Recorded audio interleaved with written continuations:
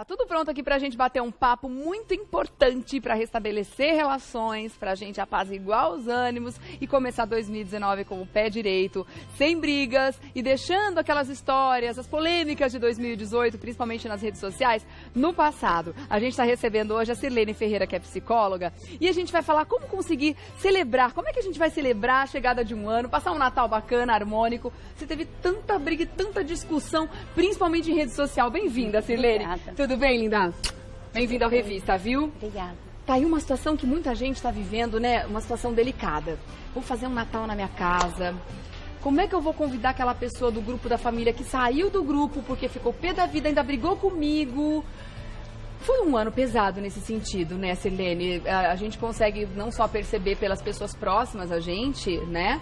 Mas muitas vezes essas discussões aconteceram na nossa própria família também, Sim. né? É verdade. Primeiro que a gente nunca soube de tantos familiares se falando tanto antes do WhatsApp. Uhum. As pessoas, elas se convidavam, né? Então vem tomar um café, vem em casa.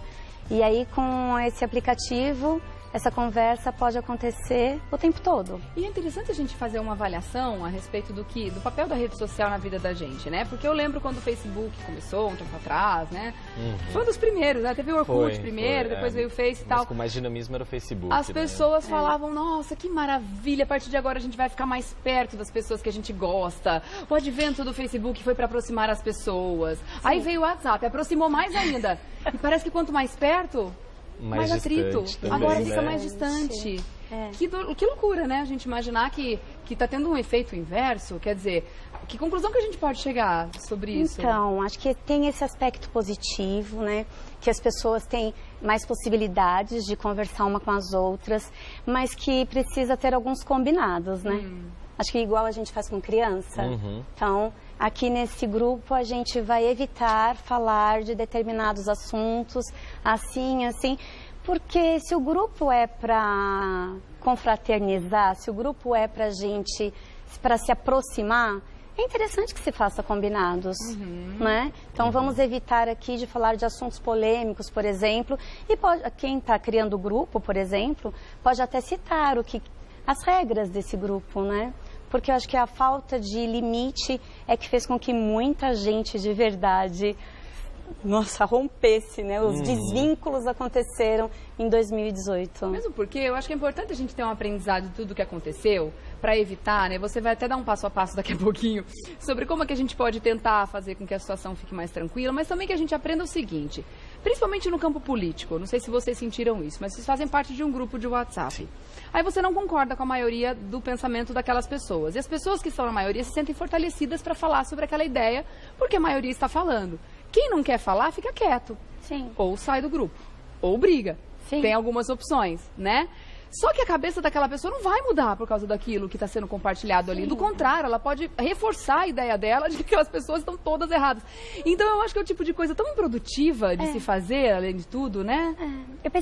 Eu penso assim, que tem um lado positivo disso, que a gente está aprendendo a discutir política. Claro. Sim, que isso pra gente é novidade. É verdade. A gente vinha de eu me lembro que tinha uma frase assim, política, futebol e religião não se discute. Não se discute. Por que não? Mas a gente brigava menos também. Pois mas é um aprendizado. A gente precisa aprender a discutir tudo isso, né? E a discussão é entender que o seu ponto de vista é apenas um ponto de vista. Não é uma verdade única. É verdade. Né? Inclusive, é importante dizer isso. Olha, no meu ponto de vista, assim que funciona. E aceitar que o outro pense diferente. O aceitar não é o mesmo que concordar. Né? A gente pode não aceitar, por exemplo, que a gente pode não concordar, por exemplo, com uma série de coisas, mas é preciso aceitar, essas coisas existem. Mesmo porque as pessoas fazem escolhas de acordo com o que elas têm de bagagem, né? Por isso que elas vão escolher determinado grupo, ou determinado político, ou enfim, ou determinada religião. Sim. E você não tem o direito de questionar isso, né? Ou de querer ir contra. Então. E só aceitar. Como é que a gente pode fazer, então, para tentar praticar empatia com mais frequência? Vamos lá. Eu briguei com aquele tio que só falou daquilo o tempo todo. Como é que eu posso tentar me colocar no lugar dele e tentar fazer até que ele faça o exercício contrário de se colocar no meu lugar para que a coisa fique mais tranquila? WhatsApp? Você sabe que eu pensei bastante, né, sobre o assunto que a gente ia tratar hoje aqui. E eu estava olhando o meu WhatsApp, né? E eu faço parte de um único grupo. Mesmo? Mesmo. Ah. É. Mas você saiu de outros ou você não comprou em outros? Porque não faz sentido eu fazer parte de uma série de outros grupos que eu não vou poder dar atenção. Eu preciso dar atenção para os meus pacientes, eu tenho os meus trabalhos. Então, assim, quando me colocam, eu logo digo, gente, obrigada por ter me convidado, mas eu não vou ter tempo de responder todas as coisas, podem me chamar a hora que achar importante, mas assim, e também não é feio dizer que não vai participar, porque não é todo mundo que tem essa disposição, porque inclusive a gente pode rechaçar e dizer assim, você viu? A Maria não se posiciona, porque não sei se você sabe, tem subgrupos. Tem um grupo que você... Pode ser, é verdade, não tinha pensado nisso. Né? Existe o grupo que nós te incluímos, mas existe um aqui, ó. Exato. Que é da diretoria. Paralelo, né? Você viu? Faz 5 dias que ela não fala nada, né? Então, assim, e por que não ter clareza nisso e dizer, gente, eu não posso, né? Não quero, para mim fica complicado, eu tenho outras coisas também que eu preciso fazer, eu trabalho... Quando as pessoas querem criticar, elas criticam qualquer coisa. Aí você viu que a fulana não quer ficar no grupo porque ela se acha muito ocupada? Pode ter de tudo, né, gente? Exato. As pessoas quando querem falar, falam tipos mesmo. De crítica, né? Mas eu tô curioso, assim, entender também como que seria uma maneira interessante da gente se reaproximar dessas pessoas de quem a gente acabou se afastando nesse período por divergência de opinião. Então, a gente fala tanto sobre divergências, sobre diversidades, sobre aceitar as diferenças, né? E é interessante porque parece que é apenas uma fala. E praticar isso. Porque, assim, vamos incluir as pessoas. O que é inclusão? O que é diferença? A diferença não está apenas no aspecto físico, ou numa questão de gênero, ou de etnia. Também está no pensar. Nós pensamos diferente. E qual é o problema? E por que eu não posso aprender a conviver com quem pensa diferente? Por que todo mundo precisa pensar igual? Não faz sentido, né? Senão todo mundo funcionaria da mesma maneira. Mas, por exemplo, assim, nesse período político, né, que a gente se desentendeu com muitas pessoas, eu falo por conta própria, viu, gente? Assumo aqui a carapuça. Tiveram alguns também no seu... Tiveram. Na verdade, assim, eu sou que nem a psicóloga estava comentando. Eu não participo de muitos grupos de WhatsApp. Primeiro pelo fato de que não dou conta de ficar acompanhando as mensagens. Eu tenho um grupo dos meus amigos da faculdade, por exemplo, que eu tô nele. Gente, a gente se ama de paixão, mas, por exemplo, nesse fim de semana eu perdi um evento porque eu não tive como ler as 200 mensagens que eles mandaram numa tarde e falaram, Gabriel, por que você não veio almoçar com a gente? Eu falei, gente, nem sabia desse almoço, né?